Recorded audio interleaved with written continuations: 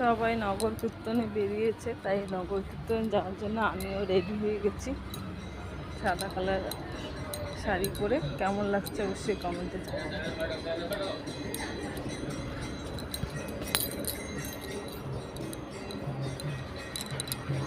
Hello বন্ধুরা, তোমরা সবাই কেমন আছো? আশা করছি ভালো আছে। আজকে কিন্তু নগর কীর্তনে বেরিয়ে পড়েছি এই প্রথমবার। তো গলাটার অবস্থা প্রচণ্ড খারাপ, ঠান্ডা লেগেছে। আর এদিকে কিন্তু নগরে মানে বাড়িতেও, রাস্তা দিয়ে বাড়িতে, এটাকেই নগর কীর্তন বলে।